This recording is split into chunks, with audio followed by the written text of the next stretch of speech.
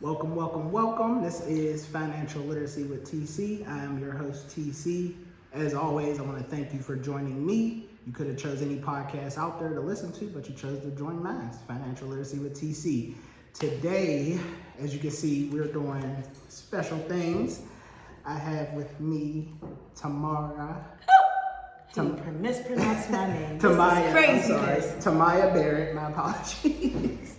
Craziness. Tamiah, we're also going live at the same time. Hi, live. So we're going to say hi to everyone on our live, and then we're going to say hi to my followers. Hi, followers. So before I get into introducing Tamiah Barrett, first I want to let you guys know that thank you for rocking with Financial Literacy with TC for 2023. This will be our last episode for this year. And there's going to be bigger and better things for next year, 2024. I'm very excited. So we have today's episode being about me and Tamiah Barrett. We are doing a financial homeownership education correct me if I'm wrong. It's an in-person event. In-person event where we are doing it on January 6th, and the event will be in Clairton, PA.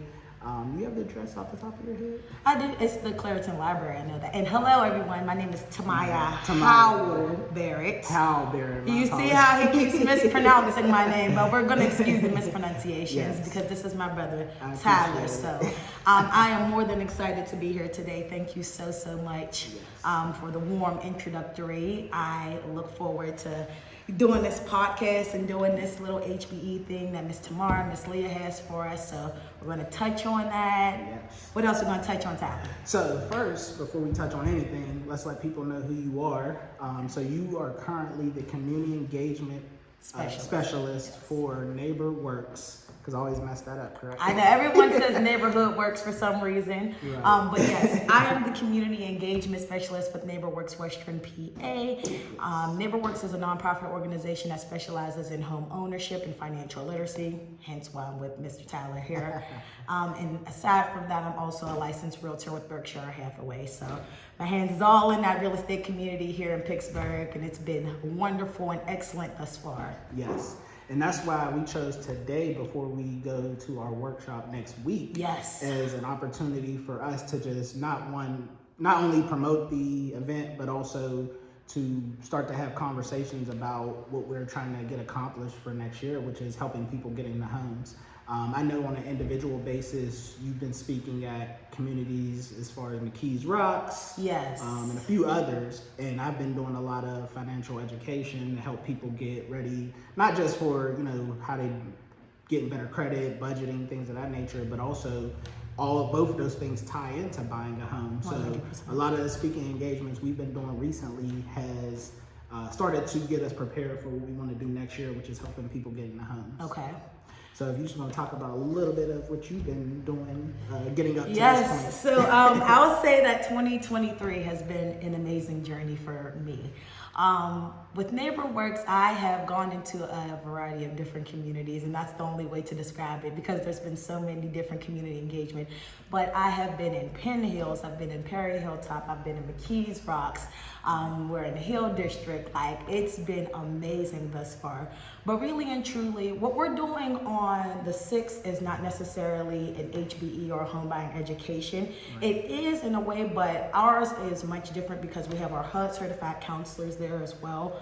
Right. And we do 8 hours of education. Now, sometimes, give or take, the class may end just a bit early, and you do get credit for your entire 8-hour class, but you will be also recommended to do the housing counseling session. Yes. So you have to do a 1-hour housing counseling session in addition to the 8-hour home buying education for you to receive your certificate and be eligible for the down payment assistance programs.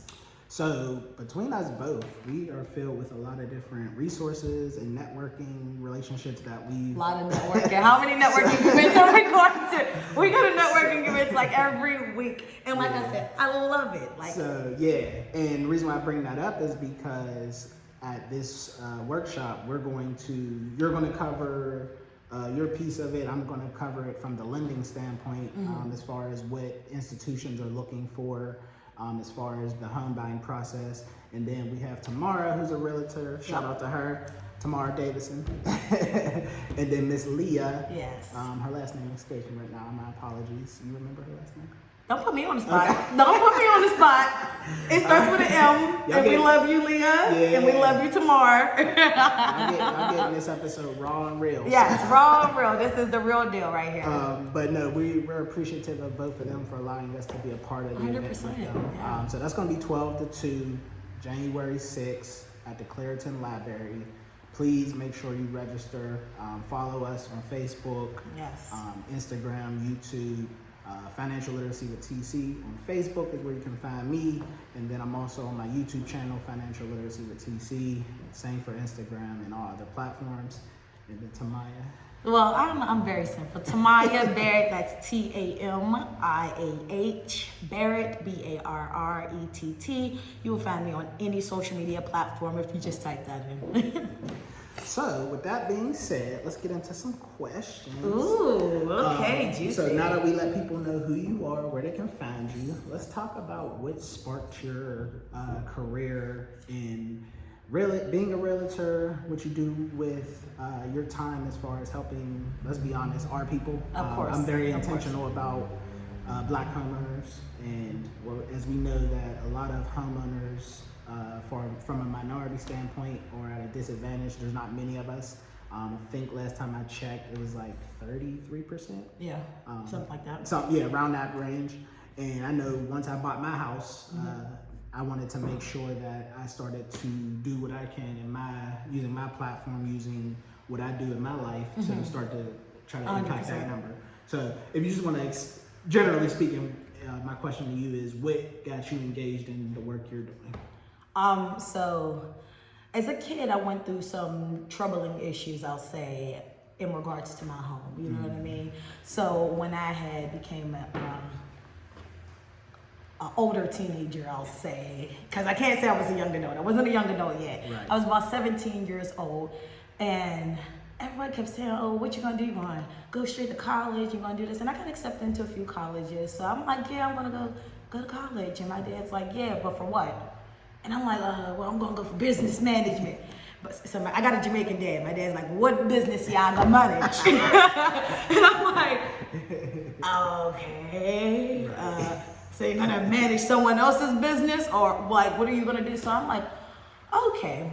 So there's this saying that you must learn how to dance a yard, which is home, before you dance abroad, which is elsewhere. Right. So you have to learn what you're going to do home-based, where you are right now. Solidify what you're going to do right here, right now. Right. And that will determine where you can take that brand and that business elsewhere. Right.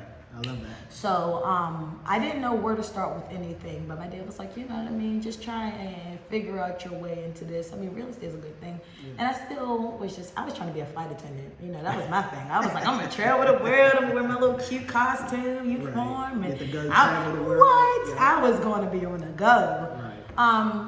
And I had met a young woman who was in the real estate industry, and then there was another woman who had called my dad, was like, yeah, they have an opening at a real estate school, but it was a few $100s. I'm like, okay. So I worked, ended up going to the real estate school, and I was like 17 years old as I'm in real estate. Like, right.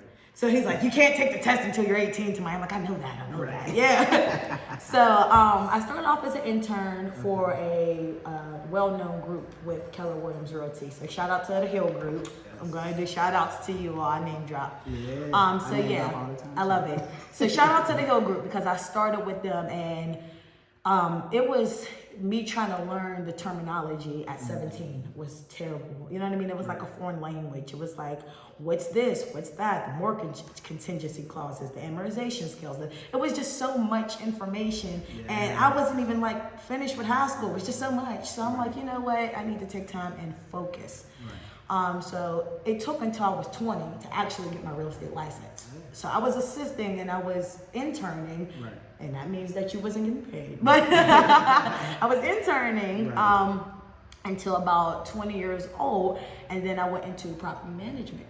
Okay. And that was a beast of real estate. That's a whole different avenue. So shout out to the property managers. Please give them love, respect, sing clients their way. because property management is like the beast of all beasts. There's commercial and then there's property management, two beasts. So I was doing that for a while, and it was a very educational experience. I think that I learned a lot with being a property manager throughout my time. And I was like, all right, I need to go back into real estate sales. So I ended up doing real estate sales again. I was like, oh no, I need some money now. Right. So I went back into property management. I need some money. Life start life. Yeah, life start life. And so I went back into it, and I became a rental agent. Okay. So I was doing that. And as a rental agent, that was nice. That was an experience too, but it was much less in depth than a property management, because the property manager controls the entirety of the situation. Right. If you're a leasing agent or a rental agent, your specific job is to lease. Your specific job is to get them in rent. Right. So that was a very nice career, and I ended up getting in tuned with someone from NeighborWorks. Okay. And they're like, oh my gosh, your personality is amazing. Yes. We think that you would do great over here. And I always wanted to do something more so engaging into our community, because we're already in a setback, I'll say. And it's very hard for us to understand what it is our next move is or how to go about it. Right. So I want to be able to teach you the right steps to make, because I made a lot of steps and I made a lot of fumbles throughout my career. I've been yanked around a little bit. I did some yanking around. The career itself is something that only the strong will survive. Yeah. So. No, and truth be told, yes. You said a lot. But, I know. It's like, all right, Tamiah. But no, I'm going to bring it full circle, because what I loved is, one, you started to plant the seed of what you wanted to do or could possibly do from your dad at an early age, at 17 years old, which a lot of times, I've been in some high schools recently, Westinghouse, shout out to them, where they don't necessarily have a clue, or they don't have anybody directing them and guiding them to what they possibly could do with their life. So when we say, hey, we want to get into this field, that field, you already kind of had some knowledge or working knowledge as an intern. Yeah, exactly. And to be honest, if we fast forward to where you are now, and this is just based off my observation, you are one of the hottest realtors out there. Thank you. And trust me, I know a lot of realtors, because, like you said, we do a ton of networking events, and we be in the rooms with some of the same people, and you kind of really know if your name is out there by the number of people who come up to you and see you and say hi. And acknowledge you and respect you. Exactly. And so for me, when I see that, how you came from being 17-year-old to your age now, and everything that you did to get there, is just a testament to your work ethic and people who helped guide and molded you to get to where you're at. Because 100%. I mean, when me and you aren't in the same room, your name rings bells. Like, I can name drop you and somebody, and people know. Y'all heard that? He can name drop me. So that's excellent. And for real, we're just probably gonna make this episode. Anybody who wants to get into real estate, learn to follow your path, or listen to your path, because it's an amazing one, and you're killing the game. Thank you so much, so much. So my next question for you is, we established what you enjoyed about, or what sparked your interest to get into real estate. Now that you've been in it, what have been some great success stories for you, and then some hardships for you? Because one thing you're going to get from individuals on social media is you're going to get all the positive, all the great things that's going on. 100%. But behind the scenes, it's not rosy. There are trials and tribulations in every field you're in.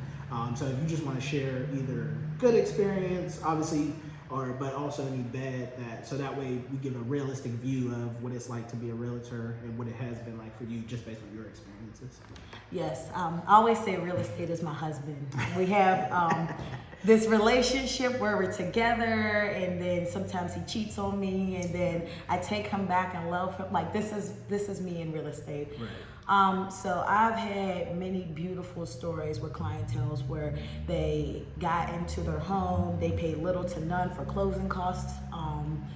They just had a wonderful journey. And then there's some people who are just dissatisfied, and you have to realize that not everybody is going to like you, and that's in your business, your personal life, your family. Like, just not everybody is going to like you as a person. Right. So as long as you remain who you are and have your business practices across the board the same. Like, I'm not going to treat my family any different than I treat a regular client that I meet. You know why? Because at the end of the day, I'm going to give you both the respect. I'm going to give you both the confidentiality. I'm going to give you both the reasonable care. You know what I mean? Like, I'm not going to treat you any different. I'm not going to prioritize anyone differently, because that's how your business starts to get indifferent. Right. So I try to keep my business as consistent as possible. Yes. And there are bumps in the road where people are just dissatisfied on how things are going. And you have to realize that no matter what happens in a real estate transaction, they always blame the realtor. Yes. Always. It could have been a mess up on the loan officer's side and something didn't go right on that side. It's the realtor's fault. It could have been the client themselves that done something wrong. It's the realtor's fault. It could have been the title company that made a mistake, and it's the realtor's fault. But you have to be able to endure all of that. It's your fault, the pointing, the agitation, the cuss outs. You have to be able to endure that and keep a professional stamina towards it. Absolutely. And you have to be able to still move respectfully. Correct. That's the thing. And that's one of the hardest things. And not to get your personal emotions involved in business transactions. That is one of the biggest things that I've learned in business itself. And honestly, I love that because, so I come from the banking field, obviously. For those who know me, for those who don't, I am a branch manager at a financial institution. And the same way you just described how you have to move and shake, or best practices for being a real estate agent, is similar to banking.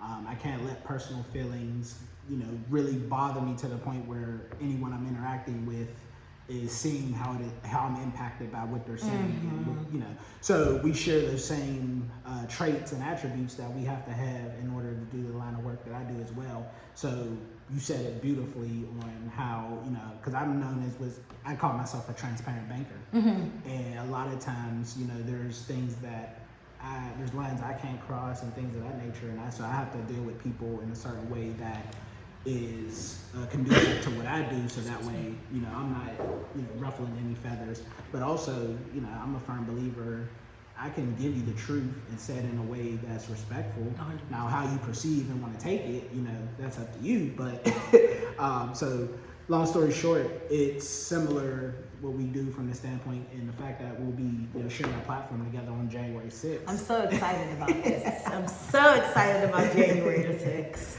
And so, with that being said, let's talk about some of the success stories, because I've had a few success stories. I've bought my house 2 years ago, and that was one of the success stories I had when I needed down payment assistance.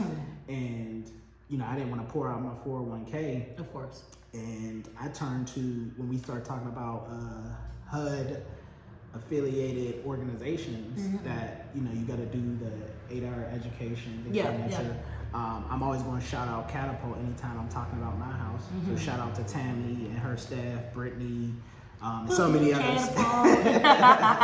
Love Catapult. I love Catapult. Yes. And, just to wrap up my part of this, for my success was they were able to give me the down payment funds for my house.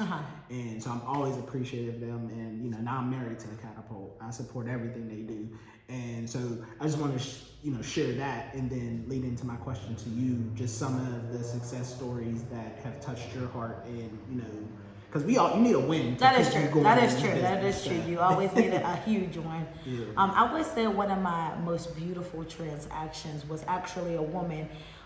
We went to school together, and everyone thought she looked like me. So I used to call her my little sister. You know what I mean? Like how you be in school, like my little sister. Right. So lo and behold, I think a year or two ago, she reached out to me. She's like, I'm trying to buy a home. You know what I mean? She had a little baby. So I was like, oh, congratulations on your baby. It was a beautiful thing reconnecting. Right. And she was like, yeah, but I specifically want to buy my house through you.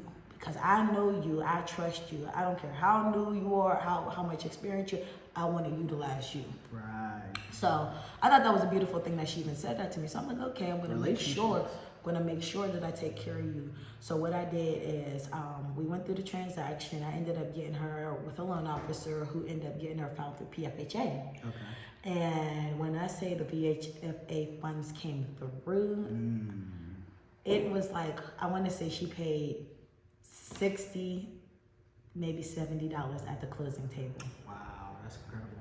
At the closing table. And that was with my fees included. That was with everything else paid for. That was, of course, with the hand money that was applied to it. But at the end of the day, she had her cashier's check for, I believe, $60 to be 100% honest. And that was I was like, oh, I'm that realtor. I did that. Like, I was so proud of myself. And it was a beautiful home. Like, it was huge. What? I was like, pop my collar. I was like, you can't tell me nothing. But that's when I knew that I can do a transaction without anyone's help. Yes. I did that one by myself. Yes. I stayed up late nights. There was times where even I studied for things and I cried because I'm just like, I don't know if I can get this. But it's consistency and manifestation. If you tell yourself that you can do it and you're consistent on what you're doing, there's no doubt that you're able to obtain it. Yes. No, I love that because the fact that, again, when we're talking to anyone who has aspirations of being a realtor, those wins are what gets you over those days that the money isn't flowing or you're having those complaints and being blamed. So we definitely need to make sure that, you understand the ins and outs of what you're about to get into because, it's going to be days like that. So when you get those success stories, you got to share them. Here's the thing that a lot of people, for some reason, do not know about real estate agents, realtors, however you want to categorize it, is that just like Mr. Edgar Schneider, they do not get paid unless they get this house for you. Yes. They will not receive one penny, one dime, one half of a penny until you have closed and signed on that line and you have the keys in your hand or you have received your check if you're the seller. So everyone's like, oh, the realtor is in it for the money. They're in it for the money. They're in it for the money. They're in it for the money. They don't even get paid until you close. So everything that they do from the time that they meet you, they take you to go and see as many houses as you would like. They do advertising and marketing for your home. Yes. Everything that they put into it is all out of their pocket, and then they get reimbursed for what they've done once you've closed. Yes. And what I love about what you just said is the reason why, you're one of so I have a list of realtors that I know and work with. I'm big on relationships. And the reason why I say that is because I have realtors that I love, besides you as well. Besides me. Me being a branch manager and me being on the front lines with people who are interested in learning about the home buying process, the biggest thing and the first thing I'm telling them is it's a relationship. So the same way you choose and I use this analogy all the time, the same way you choose whether you're going to eat at Chick-fil-A, Wendy's, Jersey Mike's, Firehouse Sub, whatever you love, you do some calculations in your head. Oh, I'm going to go here because they do this, and this, or they don't do this, and this. It's the same way you need to pick your realtor, your lender, everybody that's at the title company. 100%. Shout out to Malik Potter. You have to vet everybody. It's a relationship because, like you said, that realtor is going to make sure you get what you want. They work for you. So when I know somebody and I'm like, oh, you know what? Tamiah would be a great fit for this customer that is at my institution because based on the energy and the vibes I'm getting from them, I can kind of get a sense of it. Correct. So I'm like, you know what? I got the perfect realtor that I can suggest. And this is really exactly how I say it when somebody asks me about the home buying process. First I say, well, have you did any research? Have you looked at who you want to be your lender? Have you started with your own financial institution? Do they even offer any home buying assistance programs? Do they educate you on the home buying process? These are some of the questions you want to ask before you just start, oh, I'm going to go buy a house. Understand that, if you come to me, I'm gonna ask you these questions first because at the end of the day, those phones you got that you spend a lot of money on, thousands of dollars, a lot of valuable information. Why aren't you researching a lot of different things? Different understanding of what the mortgage is, understanding what the amortization calculator is. There's a lot of different terminologies that you can really just Google or have someone like your banker, transparent banker, ask them questions so that way they can get your education up because the home buying process can be easy if you educate yourself and then let the relationships make the process even easier. I'm gonna give a shout out because I know you know her, Rhonda and Donald Parker. Those were my realtors. They're in a property management now. Yeah. So that's again property management. Because I shout them out because they made the home buying process so easy for me and my wife. That's great. And I love them. So when you talk about how you deal with people, I'm always going to be an advocate for build that relationship. If the relationship ain't right, then you're going to run into problems because one, you don't have a transparent, knowledgeable realtor, so therefore you're going to get frustrated, and that relationship is so pivotal. And then, like you said, the lender, there's a lender side to it. Understand the lender you're going to work with. How are they going to treat you? How are they talking to you? What are they telling you? That's a relationship. And then the title company, and then everyone who's doing the closing, everyone who's involved with you buying your house, you need to have an individual relationship with them. And that'll make your home buying experience so much easier. I kid you not. I can't emphasize that enough. So. And can I interject that? Yes. Everyone has a specialty as well. Yes. You know what I mean? You don't want to go with someone general because they say the jack of all trades doesn't really specify in one. So you want to have someone specific to what you like to do. If you want a condo, you go with someone who specializes in HOA and condo. If you want single family residential, you go with someone who specializes in single family residential. Manufactured, tiny homes, like this, the list goes on because there's so many different avenues of real estate. There's dwellings, there's triplexes, duplexes, like this goes beyond what you can imagine. So you want to have someone specific to what you need, including the bank products. You know what I mean? Everyone offers a different bank product. They may be similar in certain ways, but maybe Citizens offer something different than this credit union. Or, you know what I mean? Like, you gotta maximize yourself in every capacity. So you want to do your due diligence as the consumer and make sure that the professional that you're working with specifies in what you need. Correct. And honestly, since you segued so beautifully into what we wanted to talk about next, because this is financial literacy with TC, so we want to give you some education. First, let me do a little disclosure. This is December 27th? I can't believe that. Yes, the 27th. Whoa. And I hope you all had a Merry Christmas. So we're going to get into just the state of mortgage and a few rates and things as it stands today. Again, I preface that this is not us telling you, when you go buy your house or start the home buying process, this is what your rate will be right now. We're not telling you still want to do with a traditional lender. You still want to do all the bells and whistles. Make sure you dot your I's, cross your T's. We're just strictly talking about, as of today, December 27th, 2023, some recent mortgage rates that we learned and looked up. So by no means does this hold for 2 weeks from now, 10 days from now. Maybe not even 8 days from now. So as we looked, rates are currently dropping. There was a report that I got from Business Insider, and rates are actually down from November.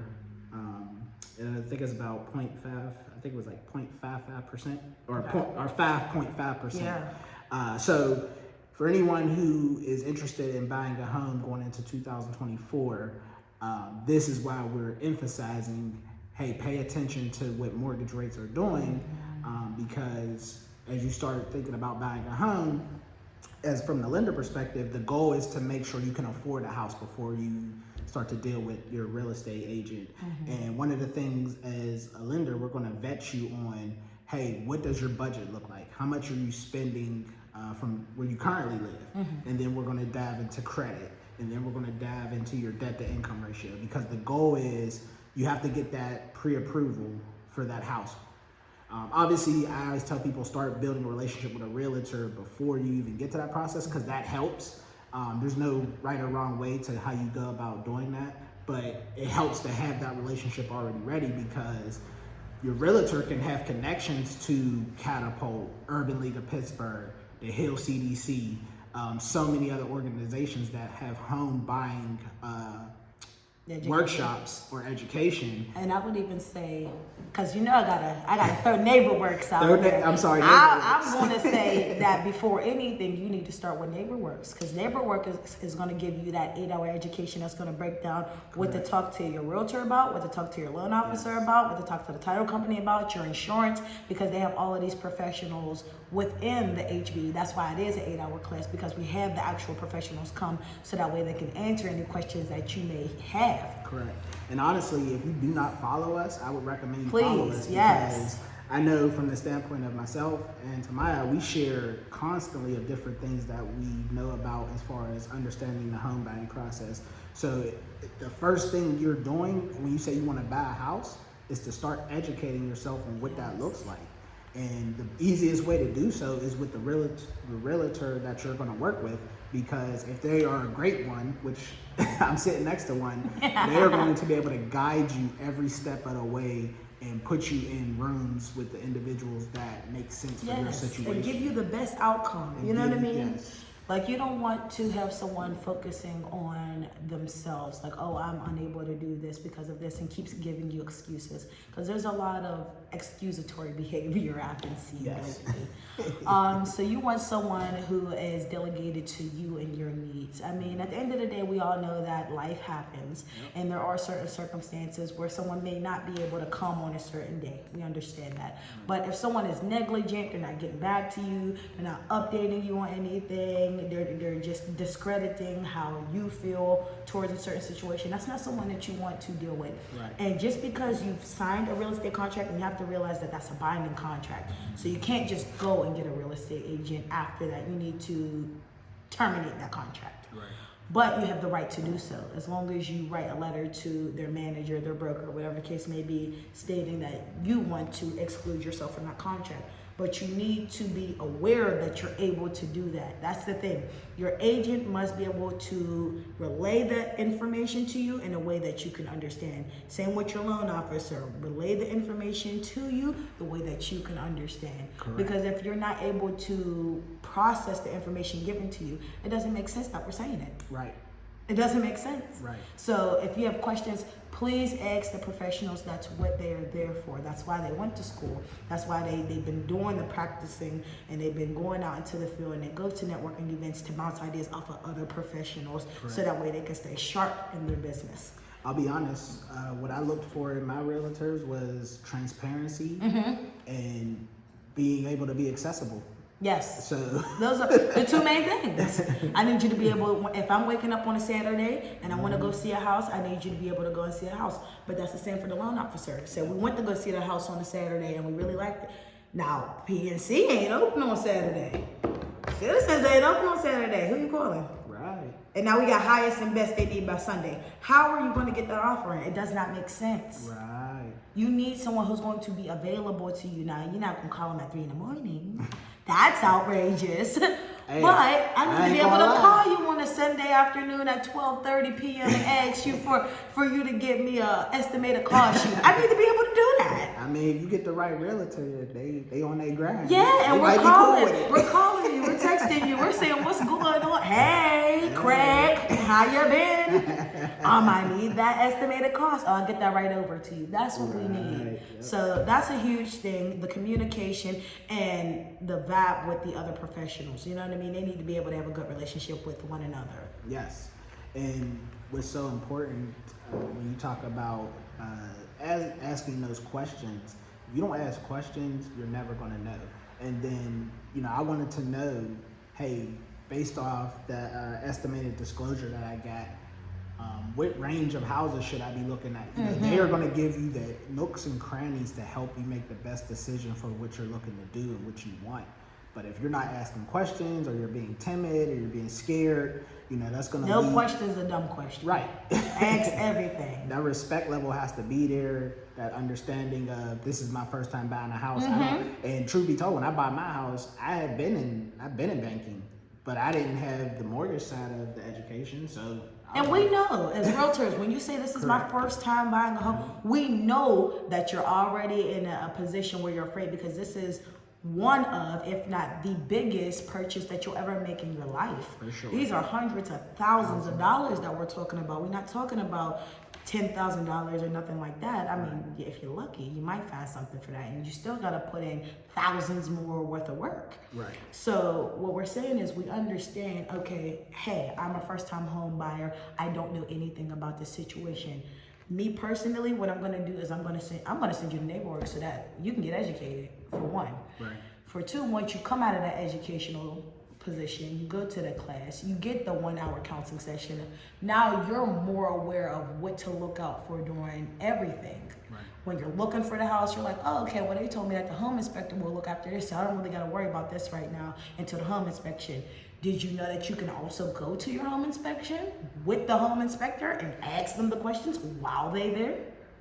I love my home inspector. You see what I'm saying? Like, there's a lot of great things They let within me walk real around estate. with them. Yep, and then ask ask as many questions as you would like. They get in the crawl spaces. They making sure that they're on top because they can't miss anything. Yep. And your inspection report is going to be this thick probably, and it's going to be very scary because they're going to tell you everything that's wrong with the house. You need to ask them, okay, what are the major ticket items? Right. And honestly, if nothing else, that was us giving you raw, real, organic situation. Content, yeah. So this is real. now we're going to get back on track and try to give you some educational pieces. The Homebuyer Back process. into our lane. So from a lender standpoint, the different loans that my institution, which I'll talk more about when we get to January 6th, because again, we're not giving you all the sauce and all the tea. You gotta come, or you gotta reach out to us on your own individually. Maybe we'll do something else. We'll collaborate on another project. You never know. But a few loan products you want to start to look into, depending on your situation, is conventional loans, FHA loans, VA loans, USDA loans. For the sake of time, I'm not going to get into any of them right now, but those are just some of the loan products when we're talking about buying a home that are accessible depending on the institution that you're going to work with. Your realtor, you want to ask, are they familiar with the products? Because if they are, they can help guide you to who may or may not be the best lender for you to deal with. Mm-hmm. Again, I cannot stress enough that question part is so important, because if you don't ask questions, they can't steer you in the right direction. Some of the structure of what they're going to ask is, the ones who know what they're doing, they will pull what they need out of you. But it just makes your life easier if you're just so forthcoming about everything, so that way they can help you in the best way. Yeah. So from the standpoint of what we're going to get into January 6th, what do you feel would be the most important piece of information that we're going to let individuals know about on that day? Just personally, what do you think would be the most important information? So I'm going to give you a little something, because I'm going to touch on pre-purchase, during the process, and post-purchase counseling. Ooh, so very important. Yes, because the pre-purchase is before you buy. Yes. You know what I mean? What are we looking for before we buy? And how do we get in the position to buy? When we're going through the process of buying, what are some things that we need to look out for? What are some things that we need to talk about with the agent? What are some things that we need to talk about the loan officer? What do I need to submit in? Yeah. These are things that we want to touch on. And then post-purchase. This is once you've already obtained your home, you're living in the home, and just some key maintenance items to keep your home in a position to increase in value. As I'm now going into my second year of homeownership, that's the piece you I need didn't us get. Post-purchase. That's why you need to come to NeighborWorks. Right. And I'll be very transparent Yes. right now. I wasn't told, hey, property value going to be assessed in that. Oh yeah, property tax assessments. Oh yeah. Yeah. Oh, now, yeah. luckily, Oh, yeah. as soon as I found out, I educated myself and was able Quickly. to, do some things about it. But again, once you buy the house, It's yours. it's yours. There's stuff that you need to know after the fact, because from a lending standpoint, we don't want nobody in foreclosure.